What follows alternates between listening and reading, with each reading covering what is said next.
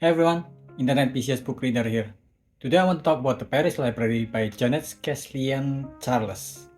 I think Skeslien? Whatever.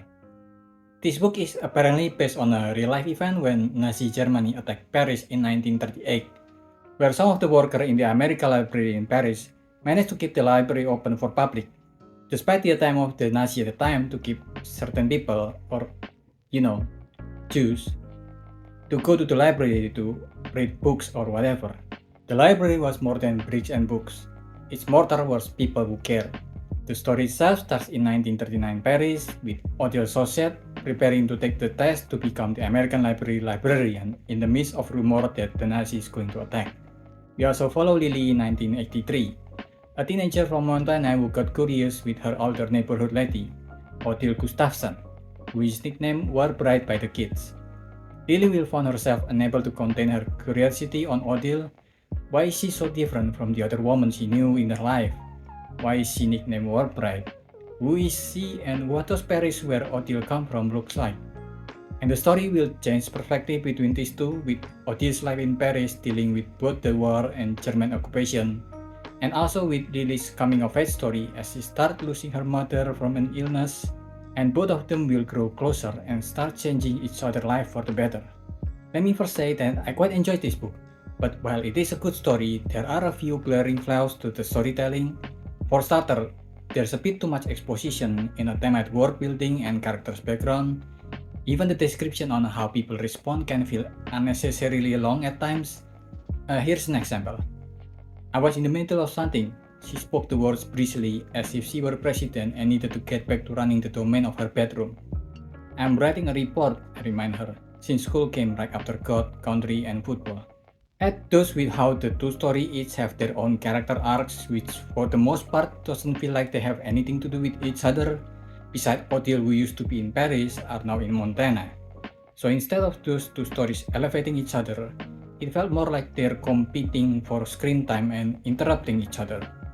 And Lily's story is not as interesting as Odile's, partly because Lily's character is not as well written as Odile, and partly because the story of Odile is much more interesting in comparison.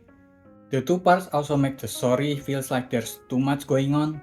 Since there are two ongoing stories, there are so much character to keep track of, and a lot of these characters have their own subplot at the same time as the main plot. There was a part in Odile's past where her friend Margaret was gone for a while to escape the war, and I actually missed the moment when she's back in Paris. And I have to backtrack to the previous part because I noticed her suddenly back in the library. It's literally a blink and you miss it scene, even though it's one of the main plot. There are also a few characters that you immediately forgot after a while since they're not important in the story. Some of these characters died a tragic death in the story, but their death doesn't have a lot of impact to the stories, that it is hard to feel sorry for these characters you have no attachment to. All of this caused a lot of pacing issue, but despite that, it is still a very enjoyable book to read, and what saves it mostly is the dialogue. There are some great character interaction and dynamic between how well written this dialogue are. Here's a small interaction between Lily's father and Odile that I really like. Your wife needs you, so does your daughter, Odile said. Brenda says seeing me makes her feel so miserable, like she's already dead. That's why she won't let friends visit. She can't stand the tears, even if they're for her. She doesn't want pity. I wanted to be there for her, but now I figure it's best to give her the distance she wants. You don't want to have any regrets. Mrs. Gustafsson's tone had turned from tart to tender, like a mom's. If only it were up to me. Most of that doesn't have any name attached to it, but you already know who's talking to who because of how well written it is. The background of the story is also very interesting to read. It highlights the Nazis' library protector, or more accurately, the book Gestapo. It's a smaller part of their art protection, whose function is to steal valuables or destroy some of them to remove traces of other history and culture, because it is easier to spread propaganda without the tools to fact-check them.